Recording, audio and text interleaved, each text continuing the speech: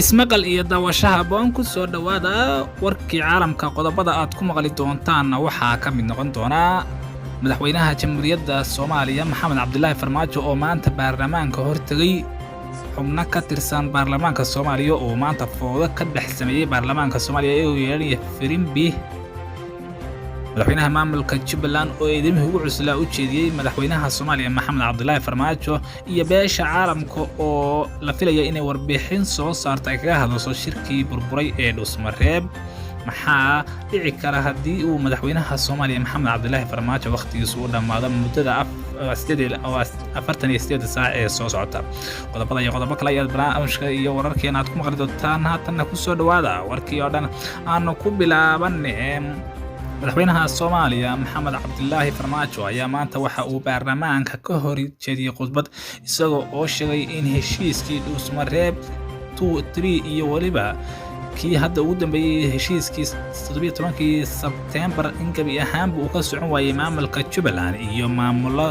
maamulka Puntland waa sidoo hadalka wargaya madaxweynaha ayaa waxa uu sheegay in ay markasta tanaasul sameeyaan waa sidoo hadalka u dhigay isagoo oo sheegay in labadaasi maamul ay gabi ahaanba ka hor yimaadeen doorashadii qaranka Soomaaliya oo dhaqaaqi lahaa madaxweynaha Soomaaliya Maxamed Cabdullaahi Farmaajo ayaa waxa uu intaasi ku daray in markasta ay tanaasul u sameeyeen isagoo oo shaaca ka qaaday in ay markasta dawladda Soomaaliya tanaasulasay maamuladaasuna ay ka hor imaanayeen waxa uu sheegay in ugu dambeyntii heshiiskii 17 Sebtembar ay tanaasul sameeyeen isagoo oo sheegay in shirkii kale ee ay ku baaqeen ee ahaa Dhuusmareeb 4 ee madaxweynuhu uga showdhigay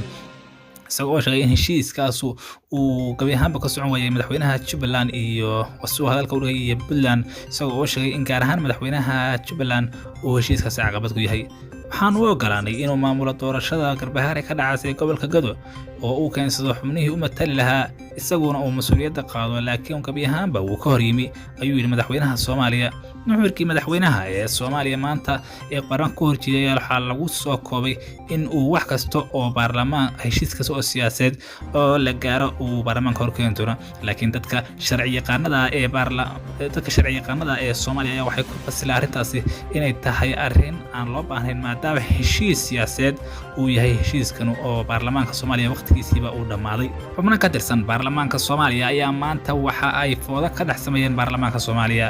xildhibaanadan oo yeelinaya Firimbi oo ay ka yimid yihiin xildhibaan Sacdiyo iyo iyagoo baarlamaanka Soomaaliya Firimbi ka dhaxeeyay kadib markii madaxweynuhu uu khudbada bilaabay waxaana say wax u dhaceen sidatan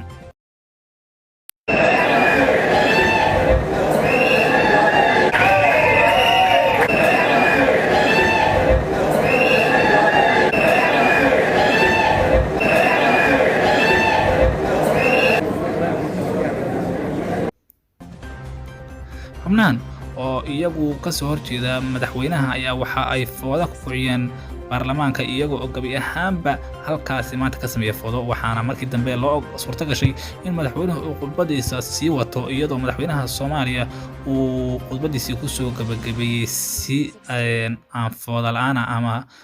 si degan ay ku soo dhamaatay madaxweynaha maamulka Jubbaland Axmed Islaan Axmed Madoobe ayaa waxa uu shaaca ka qaaday in madaxweynaha Soomaaliya Maxamed Cabdullaahi Farmaajo gabi ahaanba uu burburiyay shirkii Dhuusmareeb 4 waxa uu sheegay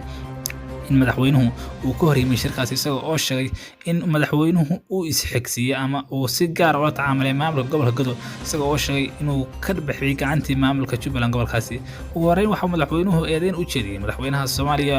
waxaan ogeysiinaynaa in madaxweynaha Soomaaliya Maxamed Cabdullaahi Farmaajo uu yahay madaxweyne qaran ee uusan ahayn madaxweyne deegaan gaara waxa uu sheegay in madaxweynaha Soomaaliya Maxamed Cabdullaahi Farmaajo loo baahan yahay in uu xaqiiqsado runta oo ugu soo dhawaado waxa uu sheegay in waqtigiisiiba u dhamaaday madaxweynaha loona baahan yahay in madaxweynuhu uu arrinta Soomaaliya dhex noqdo waxa uu sheegay in gobolka Gado dib heshiisiin loo qabto dadka Jubbaland iyagu ay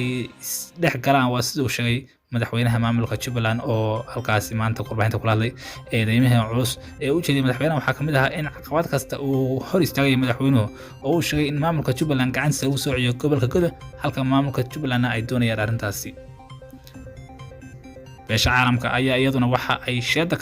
ka socotaa doorashada Soomaaliya iyadoo oo la filayo in ay warmartiyad soo saarto beesha caalamku sida ay wax uga dhaceen shirkii Dhuusmareeb ee burburay waxa ayna beesha caalamka la filaya in ay kulamo kale iskugu yeedho oo iyada si toos ah u soo fargeliso guud ahaan warkii caalamka oo aad ka socoteen jannaha kale ku leenahay abshir joker youtube-ka wanaag intaas nabadgelyo